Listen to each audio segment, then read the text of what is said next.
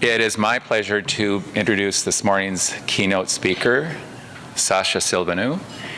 As an anthropologist and visual artist, Sasha works with the Washington State Family Policy Council and Community Public Health and Safety Network in partnership to conduct community-based qualitative research and serve as a liaison to tribal partners.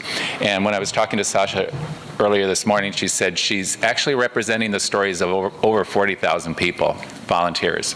So she is humbly representing many people from Washington State here.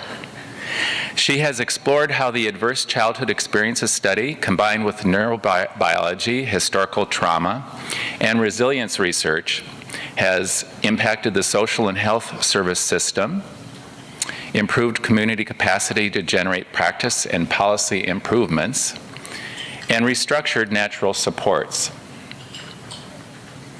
Sasha received her BA in anthropology from the University of Illinois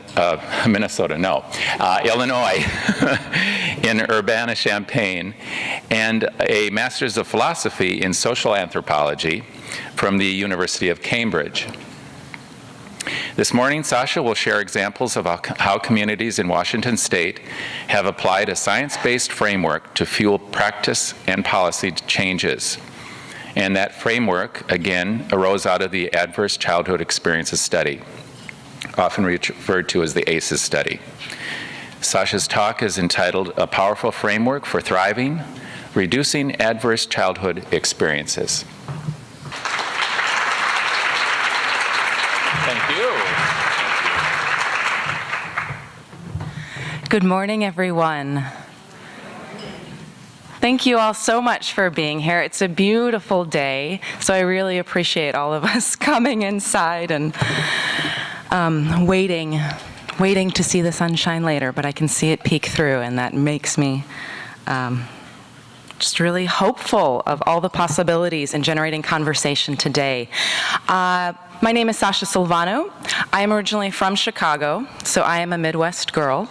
My parents are both immigrants from Eastern Europe. They landed in Chicago, rooted there, had my brother and myself, and then 5 years ago, I left for Washington State. And I came across this incredible work that is happening through the state of Washington in partnership with communities all across the state. Urban, suburban, rural, tribal, African American, Caucasian, Asian American. It's really extraordinary the way that information has been disseminated and the uptake of the information to generate a powerful solution. So it's an honor to be here today and to share this with you. It's been really fun getting to know some of you yesterday during the workshops. I've really had the honor of co-presenting with Julia Johnson, whose breadth of information is just, her knowledge is extraordinary. And David Knoyer, I don't know if he's in the room, but his incredible dedication, there he is. Hi, his dedication to process and his patience as we all wrap our heads around a lot of information. And so now I'm going to give you a lot of information. So bear with me. I'm going to open with a question. And I've decided to do this because what I was hearing yesterday during our time together is this urgency, this intense, deep desire to find the solution, to find the answer that is going to support all children and families thriving. And I'm really inspired by that because I recognize that we are all in this together. We are all committed to creating a health and safe environment for all of our children. And that is very, very promising. So the question that I open with and I surface is, why do some people transition to adulthood with abundant opportunities and capabilities, while others transition to adulthood without equal opportunity for fulfillment and success? And I think in our minds we think of this question in a multitude of different ways. We see it every day and we think, you know, what's happened here? And I hope this conversation that we share today, it'll help us explore this question a little bit further, because if you came here for the answer, you may be disappointed.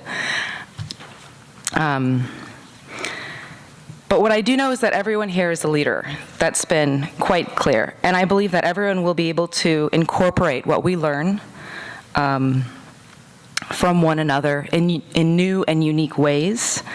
And we will be able to generate innovation, and we will be able to invite new ways of thinking. Schools, social institutions, health institutions, these have all been developed to address known issues. And at this point in our history, for the most part, these institutions have been developed to support non-traumatized people. People who have a command over their emotional life, people who have an ability to self-soothe, people who have the ability to read social cues, to understand what the social norms are in the room, to make friends and develop healthy relationships, people who can read and write on predictable timelines. And we see these expectations reinforced time and time again. So the research I share with you, this calls us to think differently about what it means to live with a traumatized brain, what it means to live with a brain that has adapted to meet the immediate needs of our environment. And it invites us to create safer, more compassionate environments that can support thriving for everyone. So this slide here, this is the Iceberg Model, and some of you may be familiar with it. It comes from the field of systems thinking. Has anyone seen this before? You can raise your hand. Okay, just a few of you. So in the early 1970s, systems thinking was a management science that was developed to help us think about complex problems and help us to generate solutions for these problems. The systems thinking iceberg shows that our systems really only see what's happening at the top 10% of what's happening above the waterline, what's visible, what behaviors we can immediately see. But the 90% that's below the water, this is where we cannot see. When we work on problems below the waterline, that's when we get bigger results, and that's where we have a more lasting change. When we act all the way down from where we hold our values, we can use our positions to not only help people, not only respond to the events that we can see visible every day, but we can use our positions to transform.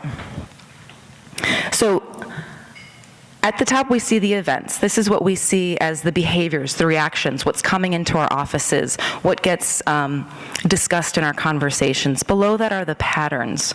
We can see patterns of the events that we're encountering, things that repeat over and over again.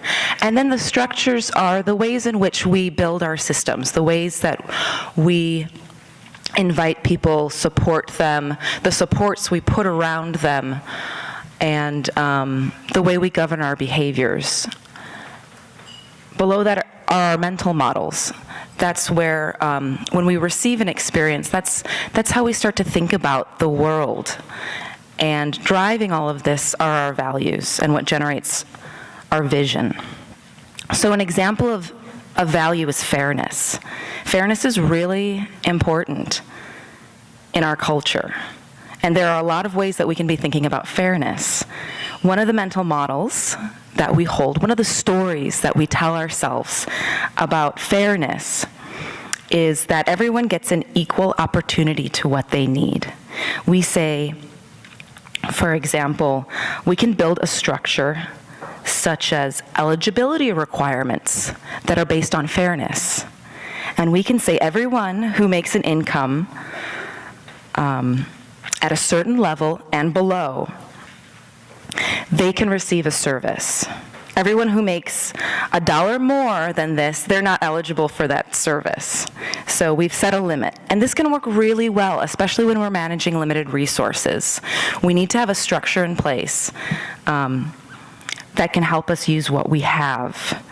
And when we're managing these limited resources, we tend to think everybody needs to be treated the same, and that every person with an income over the line that we've all agreed upon, that person unfortunately will have to be denied. And this is equal and fair to some point, and sometimes this leads to events that are less than perfect. So sometimes we see people that say, oh, I just got this new job, and now I'm making a little bit more, but I really needed those benefits. I really needed that extra support, and I can no longer access that. Or when I was getting that help, it was making a huge difference. But now that I've had a change in my life and I'm no longer qualified for it, it took me just a few weeks before I fell apart again. So sometimes the structures we put in place, it shows that what's driving the development of our structures and then the events that take place, that comes from a deeply rooted value that sometimes we have to reconsider and we have to revisit and we have to share with one another. This is a difficult task to do, and it certainly takes a lot of time. So I want to share with you words of a local professional here, a local expert who teaches at the University of Minnesota, Dr. Pauline Boss. I don't know if any of you have heard of her, but I'm delighted to be in the state where she resides. Dr. Pauline Boss, she's an emeritus professor and clinical supervisor of marriage and family therapy here at the University of Minnesota, and she's developed a therapeutic model of dealing with ambiguous loss. This is a loss where there can be no closure. This is when a problem has occurred from the outside, and we are left with uncertainty. This loss can be a sudden move. This loss can be a separation or a divorce. This loss could be children that are leaving to college and now we have an empty nest.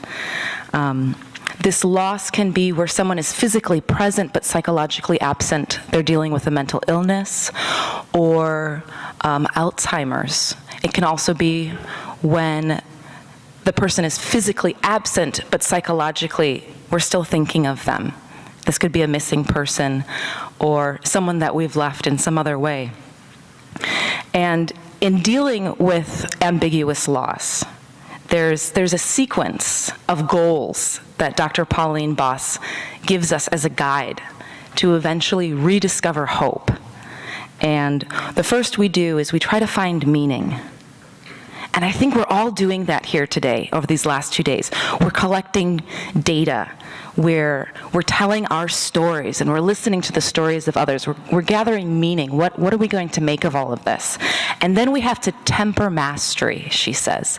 And that's where we come to terms with what we can and cannot control.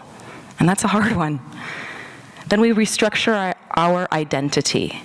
We restructure our role, our responsibility, how we see ourselves and how we see ourselves relating to others.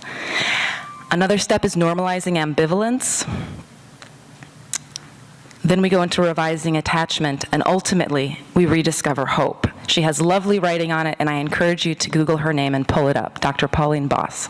One of the things she says about discovering hope is, rather than holding out for a perfect solution or cure, we help people become more patient with unanswered questions.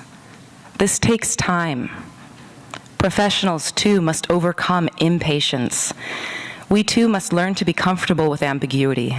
Hope can only be discovered by embracing ambiguity and knowing that we aren't there yet. To revise one's hopes is not failure, but rather resilience in the face of a world that is sometimes unfair. I've reached to her work recently because the Family Policy Council, the organization I work for, we're going through a big transition. And I'm sure I'm not the only one in the room that's experiencing restructuring. So there is a loss that will occur, but I am able to reach to one of the values of the organization I work for, and that is the value of transformational change.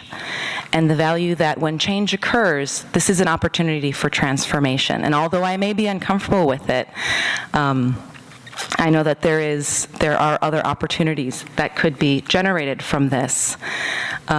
The Family Policy Council has a state-level council that's been working directly with communities, and the communities have now self-organized in a fashion where they can lead for themselves and carry their own voice into state government in a way that no longer requires the council to speak on their behalf. So that will transition into a new kind of structure. There's a lot of ambiguity and ongoing conversation that we're continuing to be a part of. But in thinking about the way community represents itself, I wanted to take a moment for us to think about how we face the world. And I think one of the values that I'm hearing, or one of the mental models that I'm hearing in the rooms, is that there is this sense of isolation almost, that we're really going at this alone, that we're really having to face what's ahead of us by pulling up our bootstraps. We hear that a lot. And we're going to focus on what strengths we've gathered over time, and we're going to go at this on our own. And I think we expect a lot of people to take a similar approach. That many of our programs and our practices, we prepare the individual for engaging with the community, be it the neighborhood, be it a school, be it a work community. We're preparing the individual at their individual skills and capabilities in being able to negotiate the relationships that they're going to encounter. And the individual is expected to navigate all of this independently. And many times we can assert ourselves and insert ourselves in really good ways. But what if we shift that and we start thinking about how do we prepare the community? How do we prepare the school environment? How do we prepare the work environment? How do we prepare our neighborhood environments to receive the individual in any way that they are, in any way that they have adapted? And how can we generate a sense of belonging to make sure that person feels nurtured in every environment they enter? The work that we've done with our community networks, you can see there are all these hubs scattered across Washington state. We currently partner with 42 networks. They work with local residents and professionals to design locally tailored solutions to address people that require a little more attention, that require nurturing to become contributors in their community. And I just wanted to highlight that there, like Christopher had said, there's over 47,000 volunteers that are engaging in this way and noticing the residents in their communities, in their work environments, in their schools, and creating cultures that are more inviting, are more inclusive, that have generated roles and responsibilities for everyone that wants to contribute at this time. And what we've been able to see by supporting these communities and working in this way, in what we call developing community capacity, is that in fact, by monitoring the data, we can see that problem rates are being reduced. We can see that in crime rates, we can see that in dropout rates, we can see that in arrests, we can see that in birth to teen moms, we can see that in out-of-home placements. We can see that in many different ways. And in 2009 to 2011 alone, we were able to see projected savings of $55.8 million to the state by reducing the cost load, reducing the number of people that go in to ask for services at the state level. And that's a huge impact, especially at this economic time. So the way that we did this is we started with a unifying framework, and we started a generation ago. I have the gift to come to you 18 years later and tell you about how this all unfolded. So when the Family Policy Council was first established, they were mandated to reduce 7 interrelated social problems. And each one of these problems had their own field of study, their own experts, their own literature, and we were trying to find a unifying framework to build cohesion and to align the different resources to work together, to collaborate, and to inform one another. We did that by pulling together information on developmental neurobiology, critical in early learning. We did that by looking at resilience and positive adaptation. What are the assets? What are the strengths that we can focus on that are going to bring people together? And one of the links to all of this was looking at the Adverse Childhood Experiences study. When we came across that, we thought, oh my gosh, here's multiple problems that are being linked together by a root cause: adversity early in life. And this made sense to everyone. And the first thing that we did is we told people. We went to our state representatives, and we told them. We went to our community partners. We designed education events. We told them. And we didn't necessarily change the information, but we were mindful in how we shared this information. We were very sensitive in understanding that during the developmental process, there is an adaptation that occurs. And we helped deliver the message where everyone could feel comfortable coming into the room with any way that they have come to be in this world. So typically, when we come from our different sectors, we start on the right side, and I left this on your table because we start on the right side of this slide. We look at those individual problem behaviors and we think, okay, what am I focused on here? Where do I see myself and my mission and my purpose? It could be a physical disease. It could be a behavioral health concern that you're addressing. It could be an emotional or a mental health concern.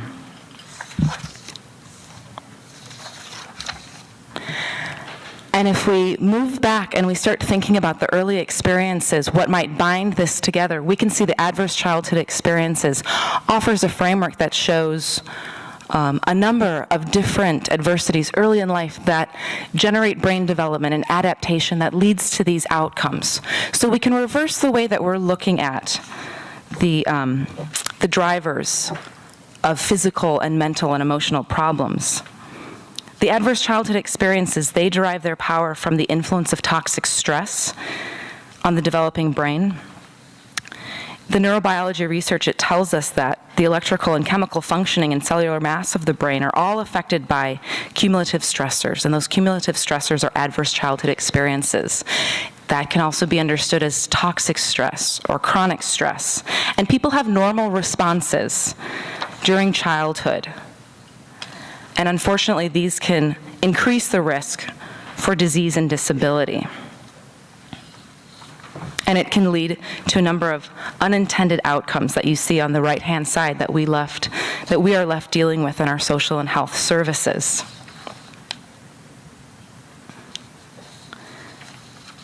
I offer this slide to you as well because trauma is hardwired into the brain.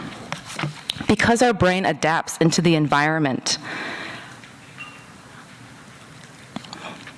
we are all designed to adapt in a way that meets the traumatic stress that we may be facing. And there's over 100 hormones in our brain that's running around all the time. There are things like testosterone and adrenaline and serotonin. And when we live lives that produce high levels of any of these chemicals over a long period of time, for whatever reason then, that chemical begins to shape and sculpt certain parts of the brain. We can see in early childhood, there are centers of the brain that are particularly sensitive to certain forms of abuse. So paying attention to the age that trauma occurs, paying attention to the gender of the individual, and paying attention to what kind of trauma occurs is really important, especially at sensitive developmental periods that are happening early in life. But that continues to occur in middle childhood and even adolescence. So as we all start with a brain that will adjust, and we are also told that there is our genetic coding, that we have genetic factors that are at play here as well. And we have to think about, is it nature versus nurture? Is it both? And we're learning more and more that our environment has such a strong impact on who we become that we have to pay attention to what's coming at us in from the outside. At the top line, you can see what happens when life is tough.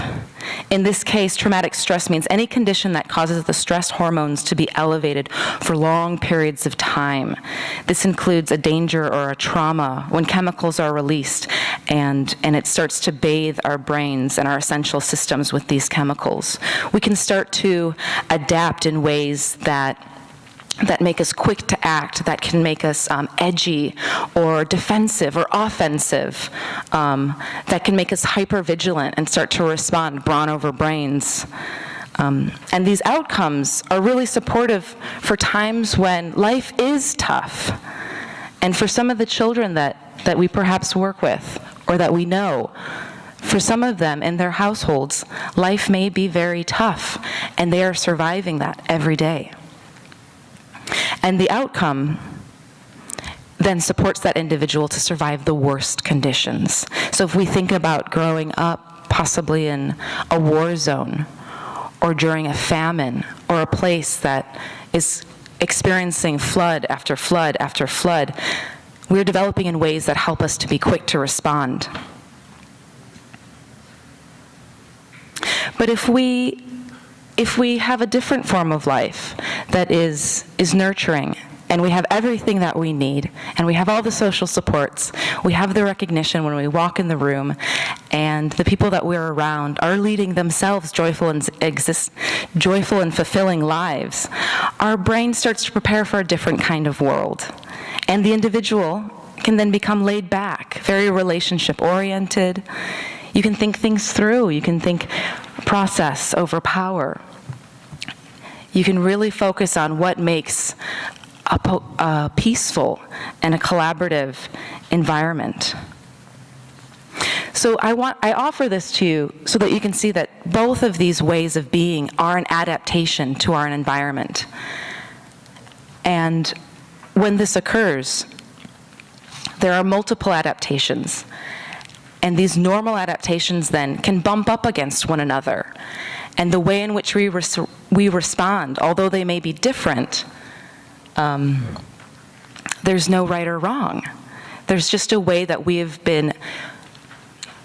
learned to engage with the world. And unfortunately for some people, that doesn't meet our social expectations. Now we're moving from the individual response into how we see that show up at the population level. The Adverse Childhood Experiences Study is an epidemiological research study, and it is the most important determinant of the public's health. And how many of you in this room have heard of adverse childhood experiences, or ACEs, if you can raise your hands? Okay, a very good number of you. Fantastic, because I want to move through this quite quickly. There's a lot of information on the web. You can go to the CDC website. There's a number of websites that have been popping up to explore this information. There's, I think over 100 journal articles that have been published on the topic. So there's an abundance of information to explore this in any way that you choose.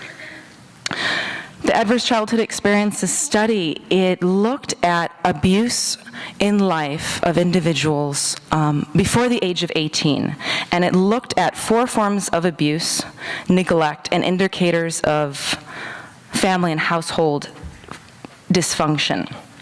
The researchers, they did not ask about the severity of the abuse, the duration, or other kinds of questions that are important to us when we're working with children and family. But what they did ask about was the number.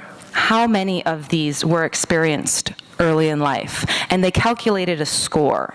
And the primary finding that occurred, you can see on the right-hand side, is the dose response. Early in life, if you're experiencing more adversity, the outcome at the population appeared to be that there was more physical, behavioral, and mental problems occurring. So the bigger dose of ACEs early, the bigger number of health problems. And what kind of health problems? Well, there's a whole number of them.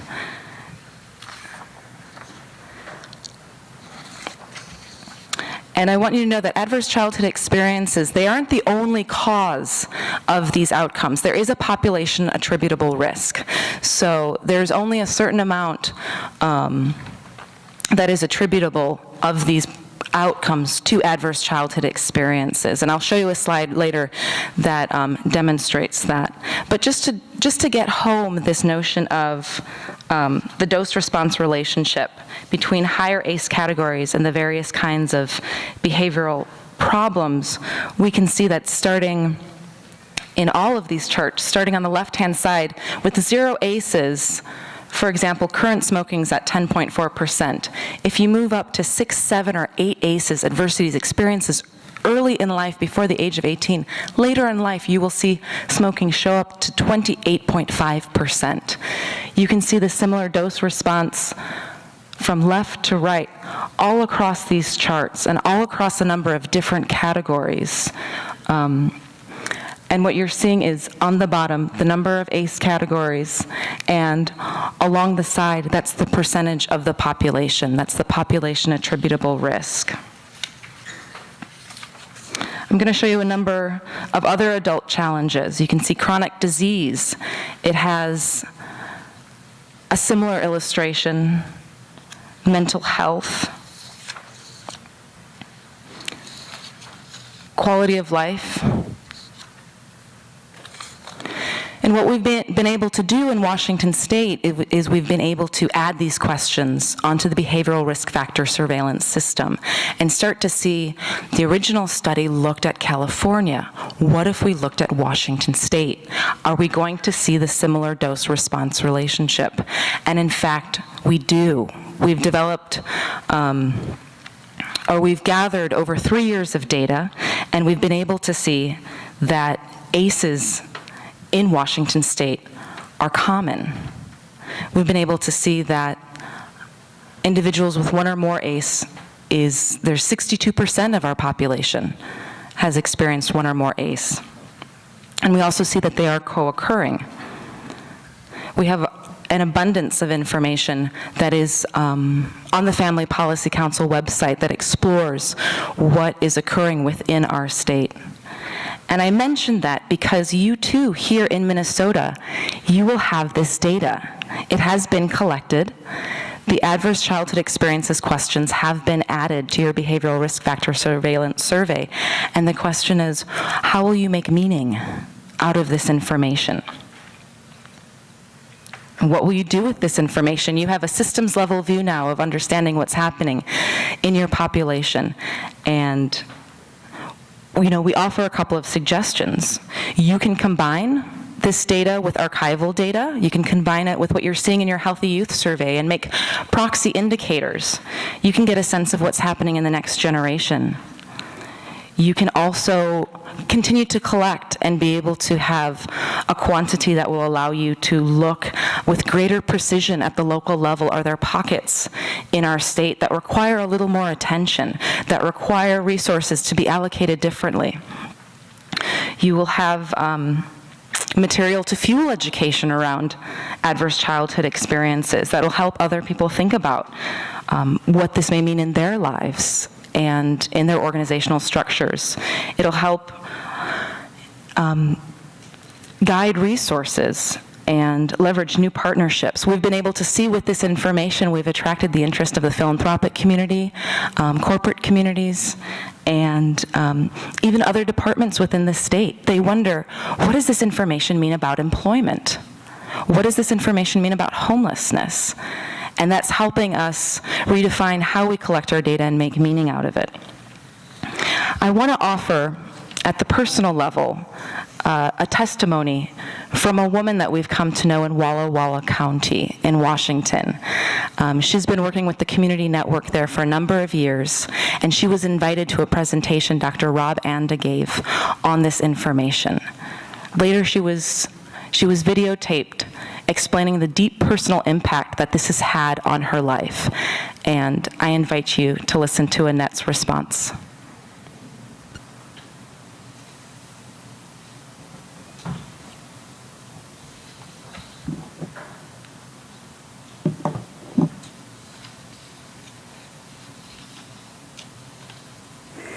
I was invited to the conference or the meeting out at the college, and I came not really knowing and not really understanding the whole thing, but I wanted my sister came along with me also.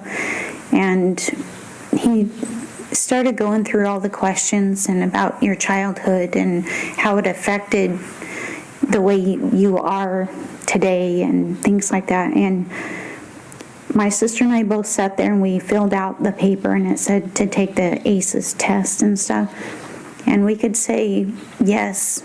You say yes or no to the questions, and we could say yes to all 10 of the questions. And I thought, I can't, I'm tired of, my life is just going nowhere or anything, and I'm tired of just being nobody. I have to do something about it. And something happened. And I just was like, I woke up and realized that nobody's going to change you and nobody's going to do anything for you. You have to be willing to change and do something for yourself. I've had so much negative in my life and not hardly any positive.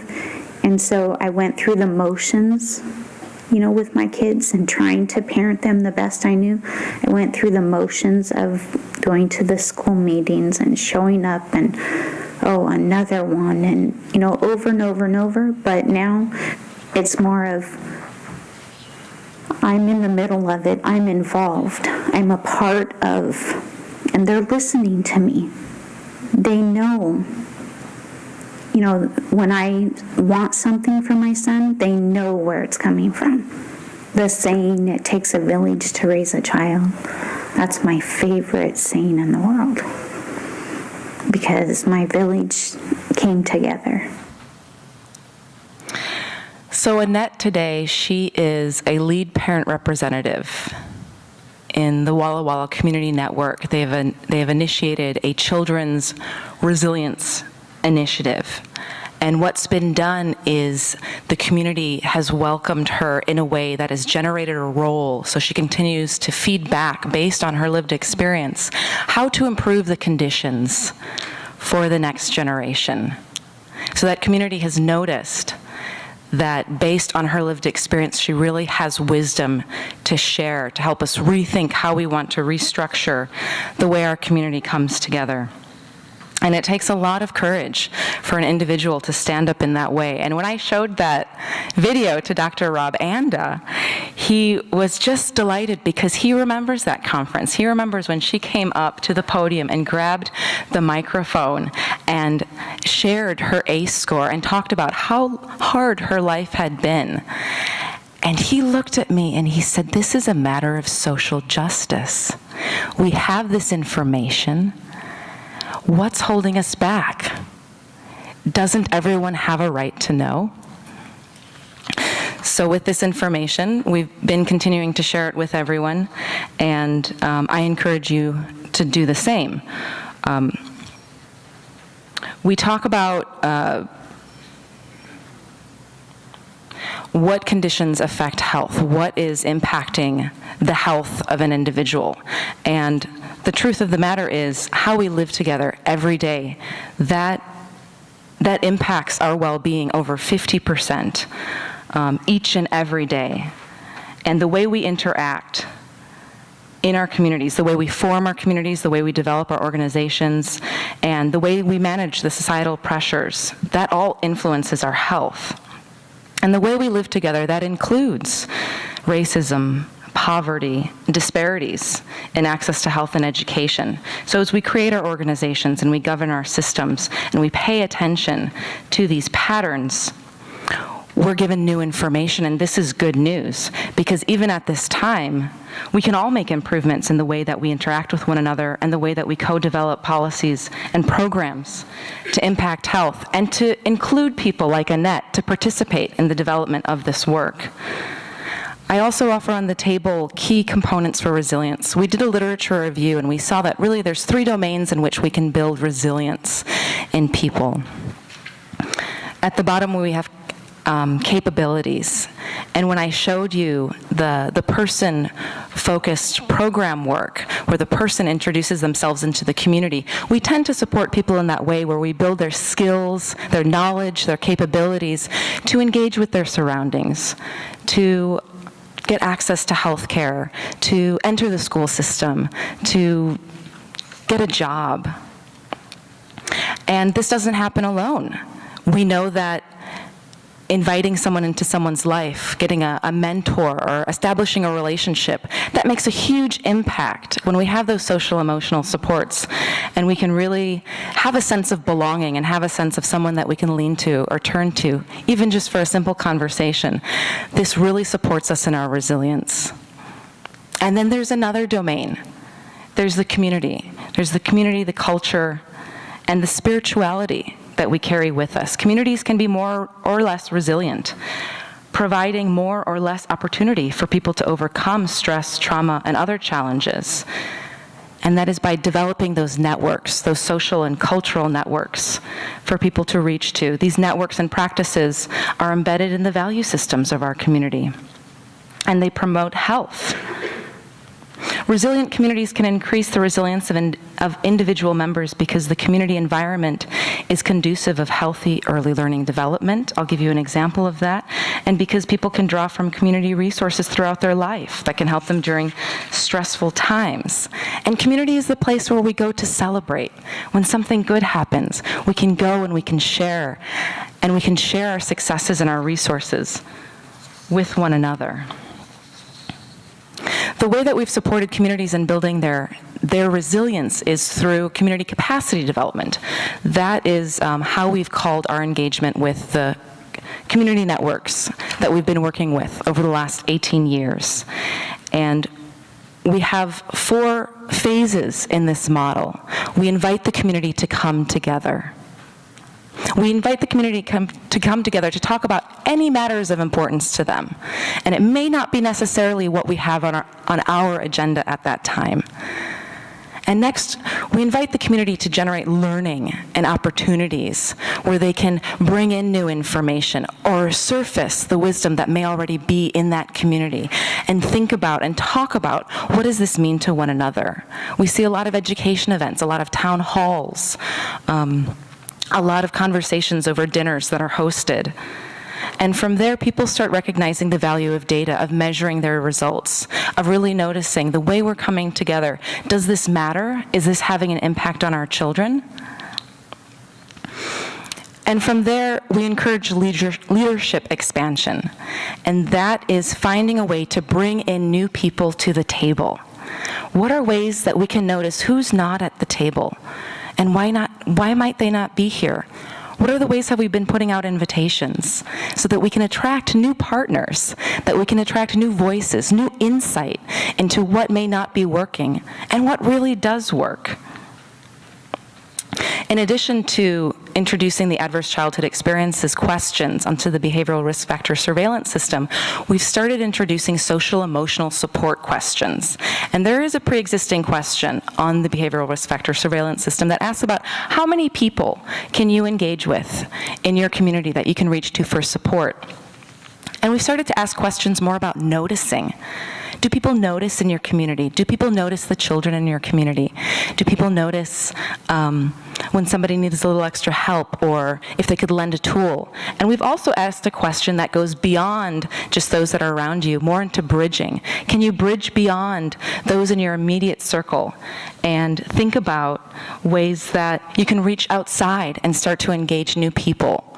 So we're starting to ask questions about social and emotional support that make us think about diversifying those core groups that we work with and that we encounter every day. But when we think back to what are the ways we can use this information in really practical applications, we've been able to see the information saturate a number of different services all across Washington State. And one of them is in a crisis nursery in a county, in Benton County. It's in Southwest Washington. And in this crisis nursery, it was really the community that asked, we need a place when families go into crisis, their children can come to. And they organized, and they found a building, and they made sure that it was to code, and they received volunteers who wanted to be present with these children, and they designed their own way of working with these children who had no other place to go, and they reached to this information about early childhood trauma and realized a number of kids, when they go into crisis, they cannot self-soothe.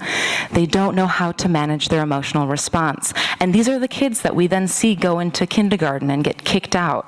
These are the kids then that we see that don't have those coping mechanisms to make it through high school. They've never been able to regulate their emotions. So in this crisis nursery, they do things like they sing songs. They have calming techniques. They sing songs about peace and how they can find comfort. They allow kids to go outside and play on their own accord, but they have enough adults there watching. They have enough volunteers that they've invited in and that they have trained, so they can all be watching, and the child can always have someone that's noticing at some time. They've also seen a huge increase in the Latino population in that area. It's an agricultural area. So they've started generating bilingual information. And you can go to their website, the Safe Harbor Crisis Nursery website, and you can pull up these resources. You can see the pamphlets that they've made and how they've put them in Spanish. There's also communities that have taken this information and put them into their maternal child health programs. In Jefferson County, which is in the northwest side of Washington State, it's on the peninsula. It's a completely different environment. The nurse practitioners there got this information about adverse childhood experiences, and they informally started talking to one another. They pinned it up on their board. They would meet during lunch and have brown bags and say, well, what does this really mean? What does this mean to us? And they thought, well, if we have this information, don't our clients have a right to know? And they were concerned at first. They thought, what if we deliver this information and people go into crisis? What if they're not prepared to talk? And they found out that people are prepared to talk. And they're working with parents. They're working with pregnant moms, and they're working with new parents. And they've given these parents an opportunity to recognize what has happened in their lives does not have to be transmitted onto their children.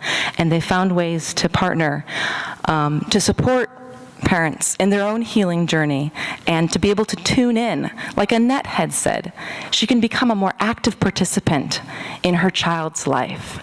She was able to tune into her child in a different way. And I also want to give the example of a tribe that we work with, the Port Gamble Sklallam tribe. They've really focused on looking at dual generation programs. How do they simultaneously work with the child and the parent? And they've given attention to the whole family. And they've allowed flexibility for the whole family during medical appointments. Within the classroom setting, they've worked with schools to support kids who have been having difficulty meeting expectation and testing requirements.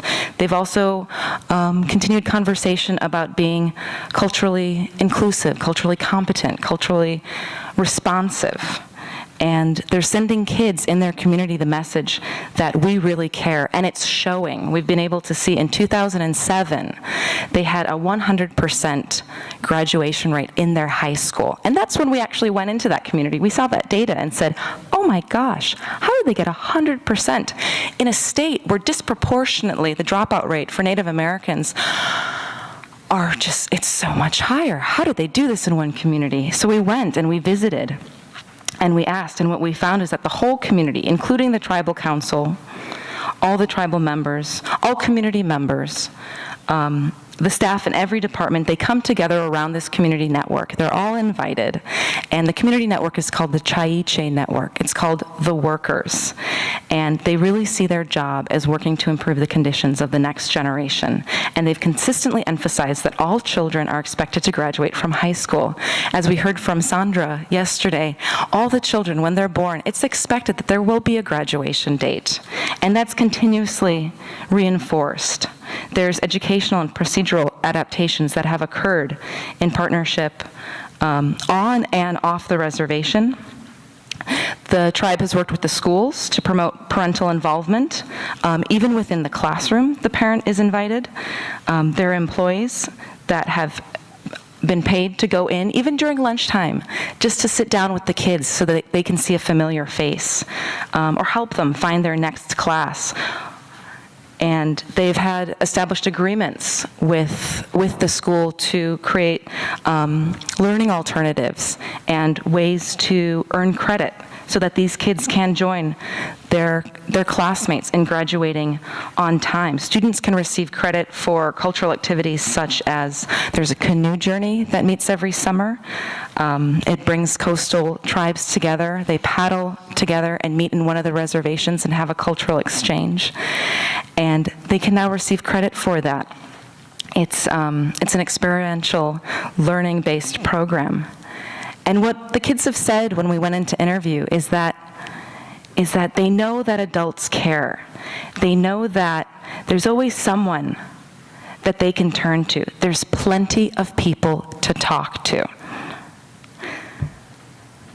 The tribal staff, they not only offer these programs, but they do whatever it takes to help the students overcome barriers.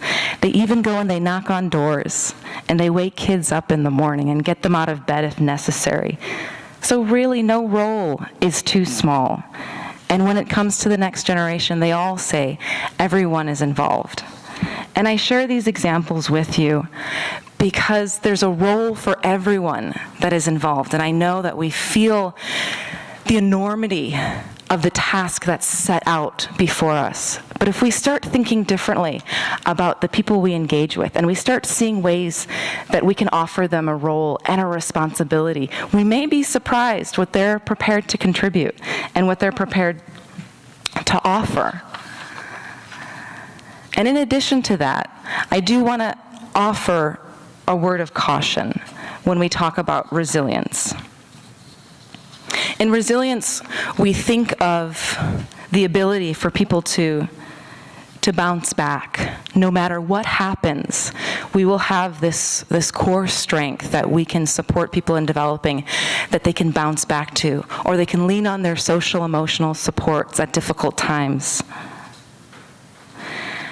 And I want to offer a little bit more of Dr. Pauline Boss's work.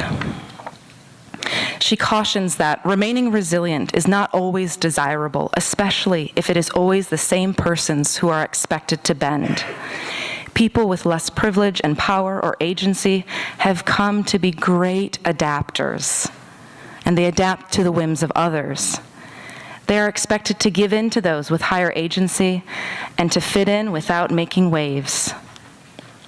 Resiliency, then, is not always a sufficient goal. Sometimes fighting back, insisting on radical change, or going into crisis is better than continuing to endure, for example, abuse or injustice. In such cases, we must be supportive of persons' refusals to continue to being adaptive. Rather than focusing on, for example, how people can thrive despite oppression, we must also look at the ways to reduce discrimination, poverty, traumatic loss, and violence. Although the essential criterion of resilience is health, we must also promote the health of society and the environment in which communities can thrive. And that was the gift that Annette, who spoke with us earlier, shared with Dr. Anda, was that this can be a matter of social justice, and this can be a way that we can support everyone to participate in the solution. So I offer this information to you, and we're going to go into more detail in how communities have made these changes in our workshops, and I'm happy to talk with any of you about that because my time here has been limited. But I do offer this kernel, this little bit of information with a few nuggets that come from a couple of communities so that you can recognize that ACEs, this isn't something that we're just going to pick up and do. This isn't something that is going to replace the work that we're doing. This isn't a diagnostic. This isn't a new program. This is something that we will thread into the work that we're all currently invested in.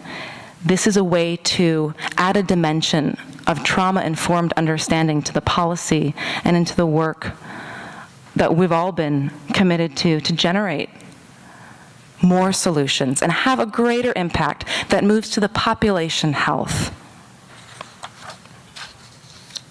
And we've been able to see that with the data that we've collected. by working with the Family Policy Council and the community networks over the last 18 years, an entire generation, in supporting the communities, in generating their own solutions, in making that commitment to support them in tailoring the resources they've been provided with, we've been able to see in those communities they have had a significant drop in adverse childhood experiences. On the red line, the communities that have low capacity, that have not been able to generate the community capacity of coming together, of learning together, of having these commitments to being results-oriented, and of expanding their leadership. We've been monitoring that all along. Communities that just haven't had the traction in being able to generate that, they continue on this trajectory of adverse childhood experiences being transmitted to the next generation. But the communities that have really committed to building the capacity of their community to increase social emotional supports at every age, at noticing as many as that they can, of inviting people into new roles, of accepting contributions, they have been able to see in the last 18 years a significant drop in adverse childhood experiences. We looked at our data and we said, let's look at the youngest adult population. Those are the ones we've been working with. And what we can see is from 38.4% of communities experiencing 3 or more ACEs, there's been a drop to 29.6%. This is a great success. And we're all committed, not only in the community networks, but also in our social and health service systems in Washington State, to continue fueling this process and to continue seeing these results.